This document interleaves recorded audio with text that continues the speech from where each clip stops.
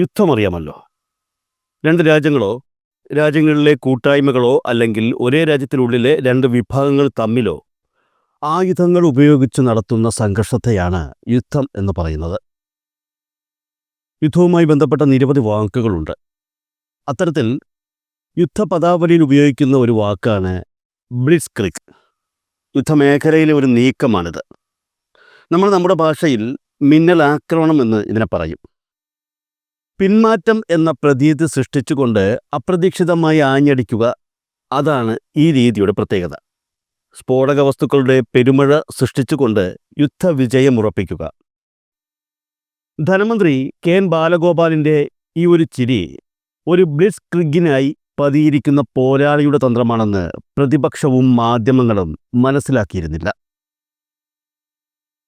ക്ഷേമ പെൻഷൻ വർദ്ധിപ്പിച്ചുകൊണ്ടും വീട്ടമ്മമാർക്ക് ക്ഷേമ പെൻഷൻ പ്രഖ്യാപിച്ചുകൊണ്ടും സർക്കാർ ജീവനക്കാരുടെയും പെൻഷൻകാരുടെയും ക്ഷാമബത്ത കുടിശ്ശിക അനുവദിച്ചുകൊണ്ടുമൊക്കെ പിണറായി സർക്കാർ പ്രതിപക്ഷത്തിനും BJPക്കും അവരുടെ മാധ്യമ അക്ഷൗണി പടകൾക്കുമെതിരെ നടത്തിയ മിന്നലാക്രമണത്തിൻ്റെ കമാൻഡർ ഇൻ ചീഫ് വാസ്തവത്തിൽ കെ.എൻ. ബാലഗോപാൽ എന്ന ധനമന്ത്രിയാണ്. ഇനി UDFന് ക്യാപിറ്റുലേഷൻ അഥവാ കീഴടങ്ങൽ മാത്രമാണ് പോംവഴിയെന്ന് അവർ തന്നെ കരുതുന്നു. അതിൻ്റെ ആദ്യ പ്രതികരണമായി രമേശ് ചെന്നിത്തലയുടെ നാവിൽ നിന്നും ഒരു കാര്യം പുറത്തു വരികയും ചെയ്തിരുന്നു. മുഖ്യമന്ത്രി പിണറായി വിജയൻ്റെ പ്രഖ്യാപനങ്ങൾ തെരഞ്ഞെടുപ്പ് സ്റ്റണ്ടാണെന്നും പഞ്ചായത്ത് നിയമസഭാ തെരഞ്ഞെടുപ്പ് മുന്നിൽ കണ്ടുള്ള പ്രഖ്യാപനങ്ങളാണ് നടത്തിയതെന്നും പറഞ്ഞ രമേശ് ചെന്നിത്തല പ്രഖ്യാപനങ്ങൾ നടപ്പാക്കേണ്ടത് അടുത്ത സർക്കാരാണെന്നും പറഞ്ഞു. അതായത് ഈ പറഞ്ഞതിനുള്ളിൽ തന്നെ അടുത്ത സർക്കാർ കോൺഗ്രസ് നേതൃത്വത്തിലാണ് വരുന്നതെങ്കിൽ ഈ പറഞ്ഞതൊക്കെ ഞങ്ങൾ പരിശോധിക്കുമെന്നും പിൻവലിക്കുമെന്നുമൊക്കെ ഒരു ധ്വനി കൂടിയുണ്ട്. സ്വാഭാവികമായും പൊതുജനങ്ങൾക്ക് പുള്ളിക്കാരൻ പറഞ്ഞ കാര്യം മനസ്സിലാവുകയും ചെയ്തു. അങ്ങനെ വരുമ്പോൾ നിയമസഭാ തെരഞ്ഞെടുപ്പിൽ എന്തായിരിക്കും സംഭവിക്കുക എന്നുള്ളത് ഞാനിനി പ്രത്യേകിച്ച് പറയേണ്ട ആവശ്യമില്ലല്ലോ. മാത്രമല്ല, ആശാ വർക്കർമാരോട് ചെയ്തത് ക്രൂരതയാണെന്നും രമേശ് ചെന്നിത്തല പറഞ്ഞു. അവർ ചോദിക്കുന്ന പൈസ കൊടുക്കണം ആയിരുന്നു എന്നല്ലേ ചെന്നിത്തല ഉദ്ദേശിച്ചത്? അങ്ങനെയാണെങ്കിൽ UDF സർക്കാർ അധികാരത്തിൽ വരുമ്പോൾ അത് കൊടുക്കും എന്നാണ് ചെന്നിത്തലയുടെ ആഗ്രഹമെന്നും നമുക്ക് മനസ്സിലാക്കാം. വർദ്ധിപ്പിച്ച 400 രൂപ ക്ഷേമ പെൻഷൻ തുകയായി കൊടുക്കാൻ താല്പര്യമില്ലാത്ത UDF എങ്ങനെയാണ് സാർ ഒരു ചെറിയ വിഭാഗം ആശമാരുടെ ആവശ്യം പരിഗണിച്ച് അവർ ചോദിക്കുന്ന ഒരു വലിയ തുക അവർക്കെടുത്ത് കൊടുക്കുന്നത്? അപ്പോൾ നമ്മൾ പറഞ്ഞു വന്നത് LDFൻ്റെ പുതിയ സൈനിക നീക്കത്തെക്കുറിച്ചാണ്. GDP വായ്പ അനുപാതം ക്രമാനുഗതമായി കുറച്ചുകൊണ്ടുവന്നും നികുതി സമാഹരണം ഊർജിതമാക്കിയും തനത് വരുമാന വർധന എന്ന തന്ത്രം വിജയകരമായി പരീക്ഷിച്ചും കേന്ദ്രത്തിൻ്റെ അപ്രഖ്യാപിത സാമ്പത്തിക ഉപരോധത്തിനെതിരെ സുപ്രീം കോടതിയിൽ പോയും സംസ്ഥാനത്തിൻ്റെ സാമ്പത്തിക സ്ഥിതി വസ്തുതാപരമായി വിശകലനം ചെയ്തും വിശദീകരിച്ചും കെ.എൻ. ബാലഗോപാൽ കഴിഞ്ഞ 4.5 വർഷമായി നടത്തിയ നിരന്തരമായ സൈനിക സാമർഥ്യ പ്രയോഗത്തിൻ്റെ സ്വാഭാവികമായ പരിണിതിയാണ് ഈ മിന്നലാക്രമണം. മിതവും പരിമിതവുമായ സ്കെർമിഷുകൾ അഥവാ ലഘുയുദ്ധങ്ങൾ ഫലം കാണില്ലെന്ന് അദ്ദേഹത്തിന് അറിയാമായിരുന്നു. അതുകൊണ്ടാണ് അദ്ദേഹം ഇത്രയും കാലം സിംഹത്തെപ്പോലെ പതിയിരുന്നത്. ഈ പതിയിരിക്കുക എന്നതും ഒരു യുദ്ധതന്ത്രമാണ്. എടുത്തു പറയേണ്ടത് ഇതൊരു ധർമ്മയുദ്ധമായിരുന്നു. ധർമ്മയുദ്ധം വിജയിക്കാത്ത തരമില്ലല്ലോ. ആരവവും ആർപ്പുവിളികളുമല്ല, അടവും തന്ത്രവുമാണ് ഒരു യുദ്ധത്തെ വിജയത്തിലേക്ക് നയിക്കുന്നത്. ഈ മുഖ്യമന്ത്രി ഇന്ന് പ്രഖ്യാപിച്ച മിനി ബഡ്ജറ്റിന് സമാനമായ പ്രഖ്യാപനത്തിൽ സ്ത്രീകളുടെ സുരക്ഷ സംബന്ധിച്ച് കൊടുക്കുന്ന തുകയെക്കുറിച്ച് നേരത്തെ സൂചിപ്പിച്ചിരുന്നു. അതിൽ സ്ത്രീ സുരക്ഷാ പദ്ധതിയിൽ എത്ര സ്ത്രീകളുണ്ട് എന്നുള്ളതിന് സർക്കാരിൻ്റെ കയ്യിൽ കണക്കുണ്ടോ എന്ന് ചോദിച്ചിരുന്നു. കൃത്യമായ കണക്ക് മുഖ്യമന്ത്രി പറഞ്ഞിരുന്നു. 31,34,000 എന്നുള്ള കണക്ക് മുഖ്യമന്ത്രി അത് വിശദീകരിക്കുന്ന സമയത്ത് പറഞ്ഞിരുന്നതാണ്. 31,34,000 35 വയസ്സിനും 60 വയസ്സിനും ഇടയ്ക്കുള്ള സ്ത്രീകൾക്കാണ്. അവർക്ക് മഞ്ഞ പിങ്ക് കാർഡുകളിൽപ്പെട്ട സ്ത്രീകൾക്കാണ്. മറ്റൊരു പദ്ധതികളും പെൻഷൻ പറ്റാത്ത മറ്റൊരു പദ്ധതികളിൽ ഉൾപ്പെട്ടിട്ടില്ലാത്ത സ്ത്രീകൾക്കാണ് ഈ സുരക്ഷാ പദ്ധതി കിട്ടുക. അപ്പോൾ കണക്കുണ്ടോ എന്ന് ചോദിച്ചാൽ കണക്ക് സർക്കാരിൻ്റെ കയ്യിൽ വ്യക്തമായിട്ടുണ്ട്. കണക്കില്ലാതെയല്ല ഇത് പ്രഖ്യാപിച്ചിരിക്കുന്നത്. മൊത്തം 3,800 കോടി രൂപയാണ് ഇതിനുവേണ്ടി മാറ്റിവെച്ചിരിക്കുന്നത് എന്നുള്ളതാണ് സ്മൃതിയോടുള്ള ചോദ്യത്തിൻ്റെ എൻ്റെ ഉത്തരം. ഇനി ജിമ്മി ചോദിച്ച ചോദ്യം, നയം എവിടെ എന്ന് ചോദിച്ചാൽ എന്തായിരിക്കും ഈ സർക്കാർ പറയാൻ പോകുക? ഇന്ന് ഈ മുഖ്യമന്ത്രി പ്രഖ്യാപിച്ച മിനി ബഡ്ജറ്റിലെ ആദ്യത്തെ 3 കമ്പോണന്റുകൾ എടുത്താൽ തന്നെ ഇതിലെ നയമുണ്ട്. സാമൂഹ്യ സുരക്ഷാ പെൻഷൻ അവിടെ ഇരിക്കട്ടെ, അത് പ്രഖ്യാപിത വാഗ്ദാനമാണ്. ബാക്കിയുള്ള 3 കാര്യങ്ങൾ നവകേരള സദസ്സുമായി ബന്ധപ്പെട്ട് മുഖ്യമന്ത്രി നടത്തിയ ചർച്ചയിലൂടെ ഉരുത്തിരിഞ്ഞ നിർദ്ദേശങ്ങളാണ് ഇന്ന് മുഖ്യമന്ത്രി മിനി ബഡ്ജറ്റ് എന്ന മട്ടിൽ അവതരിപ്പിച്ചിരിക്കുന്ന പ്രഖ്യാപനങ്ങൾ. വമ്പൻ പ്രഖ്യാപനങ്ങളാണ്, അക്കാര്യത്തിൽ ഒരു സംശയവുമില്ല. അതിലാണ് എവിടെ നയം കിടക്കുന്നു എന്ന ചോദ്യം. അതിലേറ്റവും പ്രധാനപ്പെട്ടത് നോക്കൂ, രാജ്യത്ത് സ്ത്രീ സുരക്ഷാ പദ്ധതി എന്ന പേരിൽ പ്രേക്ഷകർക്കറിയാമല്ലോ, അൺപെയ്ഡ് ലേബർ ചെയ്യുന്ന, പ്രതിഫലമില്ലാത്ത വേല ചെയ്തുകൊണ്ടിരിക്കുന്ന, വേലയില്ല കൂലി ചെയ്തുകൊണ്ടിരിക്കുന്ന ഈ സ്ത്രീകളെ ചേർത്തു പിടിക്കുന്ന ഒരു പ്രോജക്റ്റ് എന്ന മട്ടിലാണ് ഇത് അവതരിപ്പിച്ചിരിക്കുന്നത്. മറ്റൊരു പദ്ധതിയിലും ഉൾപ്പെട്ടു പോയിട്ടില്ലാത്ത വീട്ടുപണികൾ മാത്രം ചെയ്തുകൊണ്ടിരിക്കുന്നവർക്ക് പോലും 35 വയസ്സ് മുതൽ 60 വയസ്സ് വരെയുള്ളവർക്ക് പ്രതിമാസം 1000 രൂപ അവരുടെ കയ്യിലേക്ക് വരികയാണ്. നാമമാത്രമാണെന്നൊക്കെ നമ്മൾ പറയും, പക്ഷേ 1000 രൂപ ചെറുതല്ല. അത് അവർക്ക് കൊടുക്കുന്ന ആത്മവിശ്വാസം ചെറുതല്ല. അവരെ കൂടി വിശ്വാസത്തിലെടുക്കുന്നു, അവരുടെ അവസ്ഥയെ കൂടി വിശ്വാസത്തിലെടുക്കുന്നു എന്നുള്ളതൊരു നയമാണ്. രണ്ടാമത്തേത് എന്താ, യുവതലമുറയ്ക്കുള്ള കണക്ട് ടു വർക്ക് എന്ന സ്കോളർഷിപ്പ് പദ്ധതി കൊടുക്കുകയാണ്. യുവതലമുറയെ കൂടി ചേർത്ത് പിടിക്കുകയാണ്. നിങ്ങൾ നൈപുണ്യ വികസനത്തിനു വേണ്ടി നിങ്ങൾ പാഴാക്കുന്ന സമയത്ത് സർക്കാർ നിങ്ങളെ സ്പോൺസർ ചെയ്യുകയാണ് എന്ന മട്ടിലാണ്. 1000 രൂപ, അതും ചെറുതായൊരു കാര്യമല്ല, അവർക്കൊരു സ്കോളർഷിപ്പ് പോലെ അവർക്ക് കിട്ടുകയാണ്.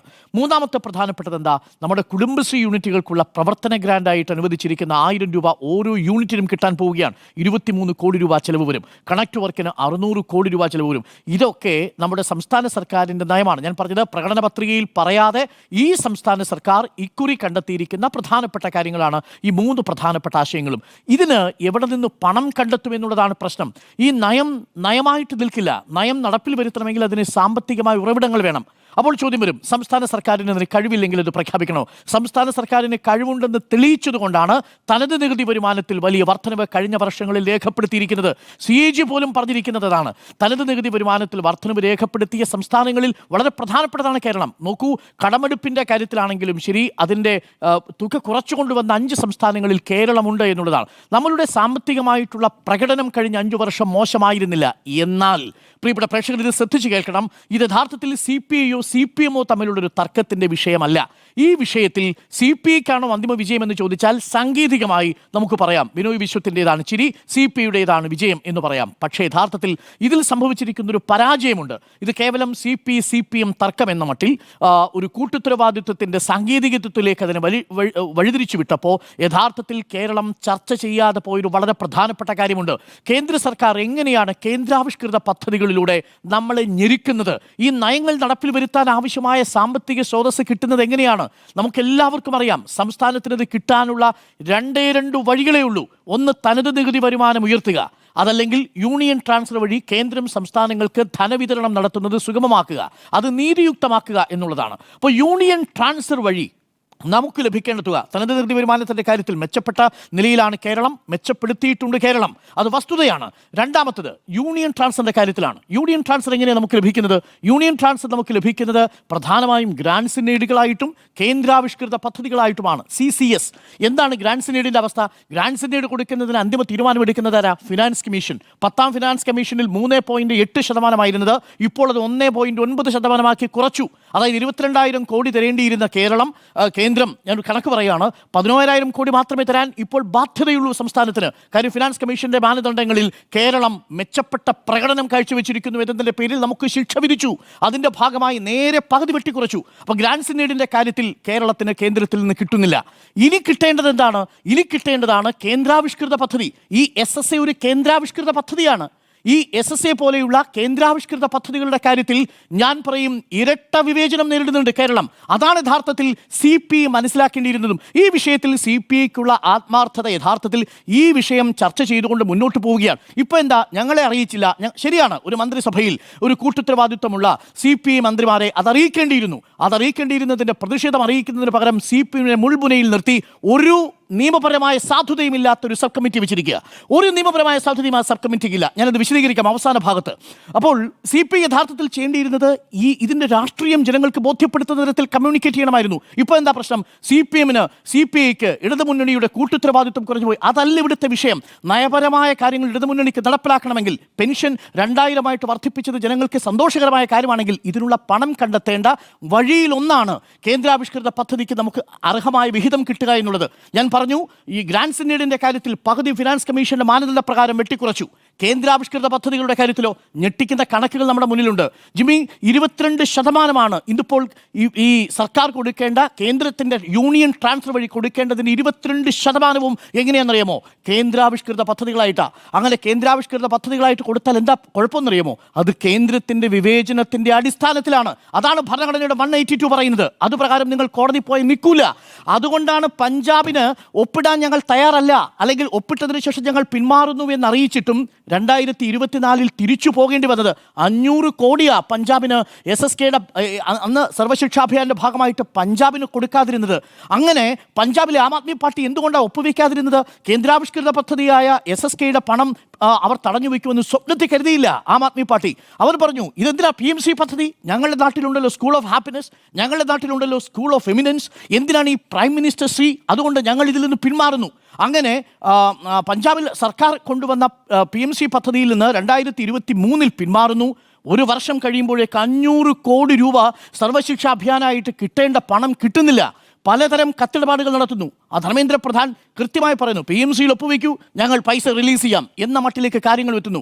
ആരോട് പറയും? ഏത് കോടതി ഇപ്പോൾ ചോദ്യം ചെയ്യാൻ പറ്റും? വിവേചനാധികാരമല്ലേ കേന്ദ്രത്തിൻ്റെത്? ഞാനതാ പറഞ്ഞത്, കേന്ദ്രാവിഷ്കൃത പദ്ധതികളുടെ വിവേചനാധികാരം ഉപയോഗിച്ചുകൂടി നമ്മളെ വരിഞ്ഞു മുറുക്കുന്നു എന്നുള്ളതാണ്. അത് കേരളത്തിൻ്റെ കാര്യത്തിൽ എങ്ങനെയാണെന്ന് ഞാൻ പറയാം. അപ്പോൾ പഞ്ചാബിന് മറ്റൊരു വഴിയുമില്ലാത്തത് കൊണ്ട് ഒടുവിൽ അവർ എന്ത് ചെയ്തു? 2024 അവർ പറഞ്ഞു, ഞങ്ങൾ കീഴടങ്ങുന്നു, ഞങ്ങളെടുത്ത തീരുമാനം തെറ്റാണ്. ദാ ഇപ്പോൾ എടുക്കുന്ന തീരുമാനം പോലെ, കേരളം എടുത്ത തീരുമാനം പോലെ ആം ആദ്മി പാർട്ടിയാണ് ഇന്ത്യയിൽ ഒരേ ഒരു സംസ്ഥാനം മാത്രമാണ് ഇതിൽ നിന്ന് വിട്ടുനിന്നിട്ട് വീണ്ടും ആ പദ്ധതിക്ക് കീഴടങ്ങേണ്ടി വന്നത്.